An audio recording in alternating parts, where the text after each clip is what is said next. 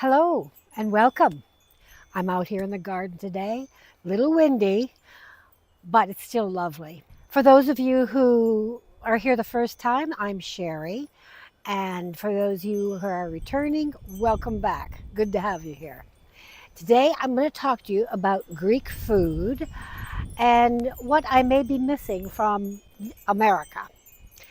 You know, when I first came here 36 years ago, everything was new and it was so exciting, and I just wanted to try everything.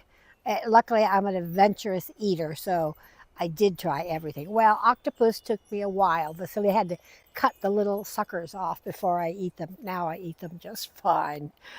But you know, one of the things that I really, when I first came here, was an issue was coffee.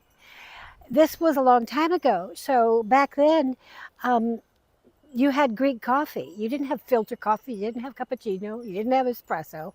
You had Greek coffee, which is served in these little demi-tasse cups, and it's thick. It's kind of like sludge, and it's served in cafeterias, which are a man's domain.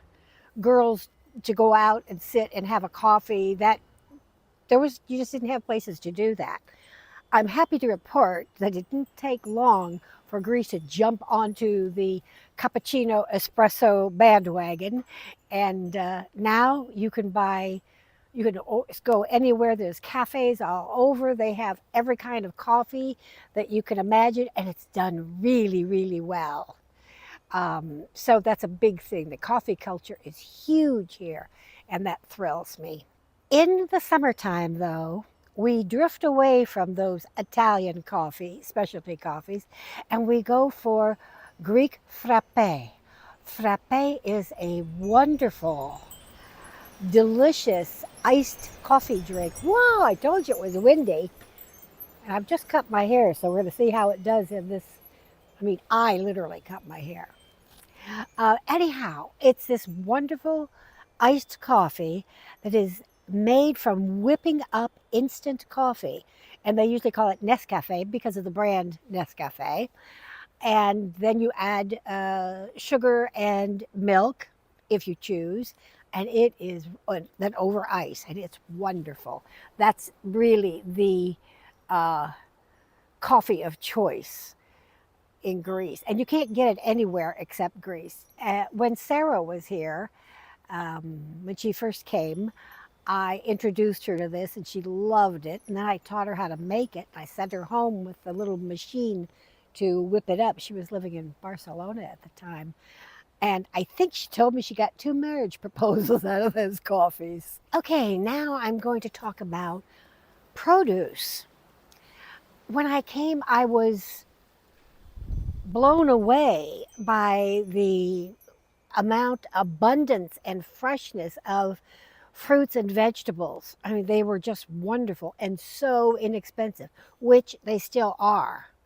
But I did have an issue that, I would want a certain item and no, it wasn't the season. Or that, no, that's not the season either. It was like green bean times, it was green beans, green beans, green beans. You were inundated with green beans. Tomatoes you didn't eat until tomato season. And it was kind of annoying to me.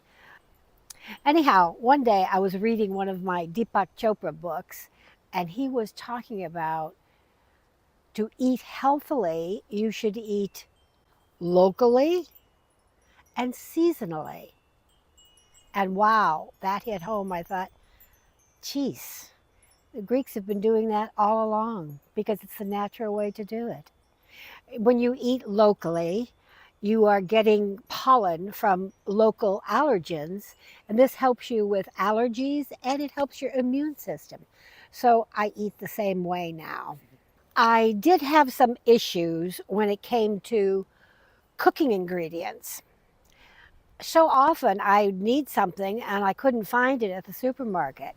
Most of the time it was probably because I didn't know how to ask for it or didn't recognize it.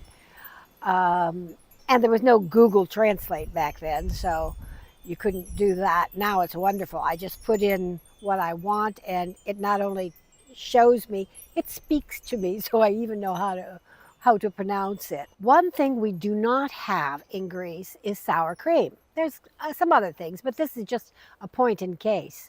And I really missed that because I used it for a lot of things.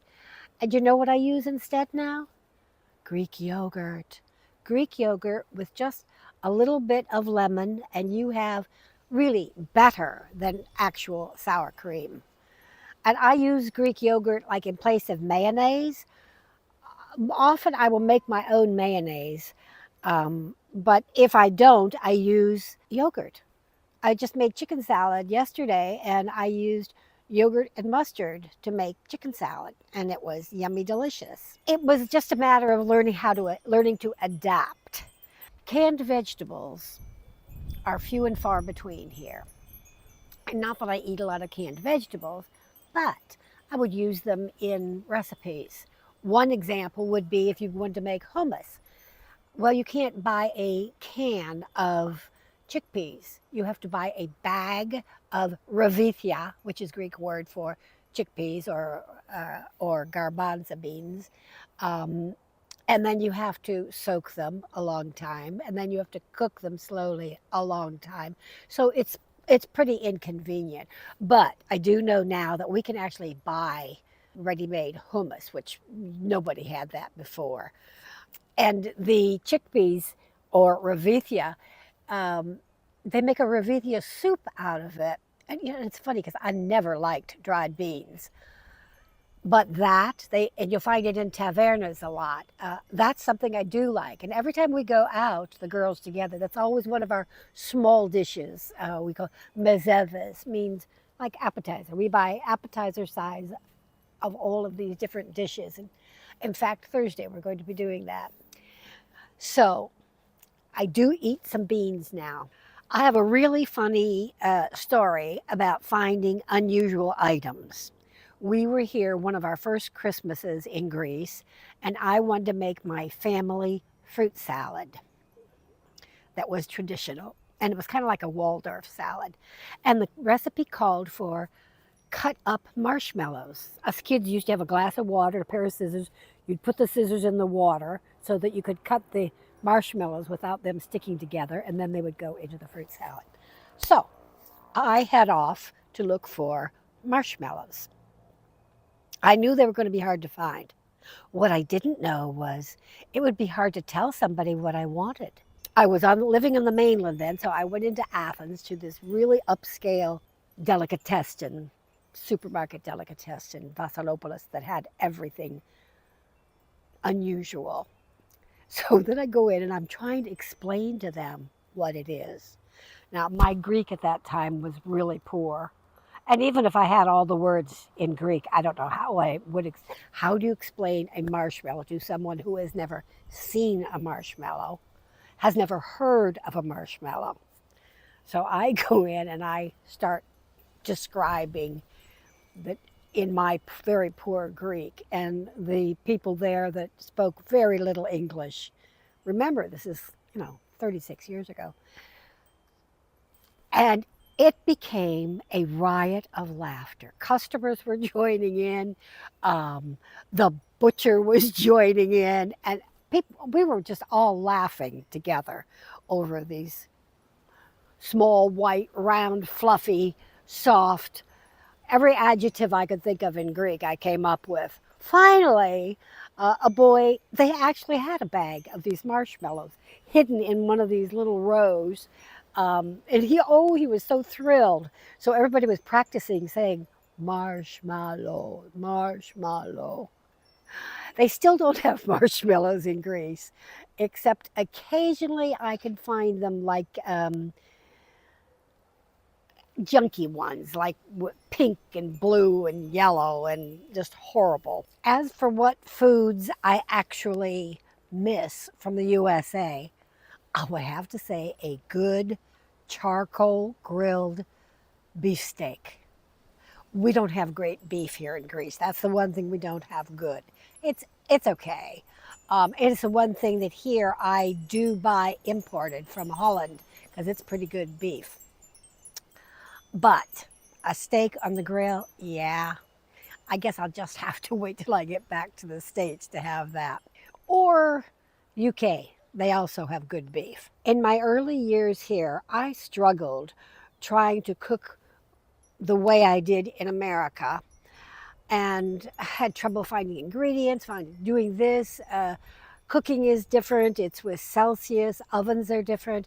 So, what I ended up doing was adapting. And that's what living in any foreign country, actually, that's what life is about. It's about adapting. So, I learned to adapt my American recipes to using Greek ingredients, and I learned to adapt Greek recipes to the way I actually liked them. And that has worked really well. So I'd love to know, if you live in an outside of your home country, what would you miss? What would you dream about having from back home? And if you don't live in a foreign country, what do you think that you would miss? I remember when my son came, when we first came here, and he was dying for a hamburger, and the hamburger was just ghastly. It was a Greek chain, but it was terrible. Now we have Goodies, which is pretty good, and McDonald's, which is not good. And I remember a customer of mine came on a cruise and invited us to join her on the ship for lunch. Well, this was a very la-di-da cruise, and the restaurant on board was, what did they call it? The Gold Door? Golden Door? Yeah, I think that's what it was called. And I mean, they had fabulous things, and I was appalled when my son ordered a hamburger and French fries. She understood. So that's my little story for today. I hope you enjoyed it. If you did, give me a thumbs up and subscribe if you're not already subscribed. I'd love to see you around a lot. And comment. I really love the comments. I love connecting with people. So share your thoughts. Till the next time, ciao.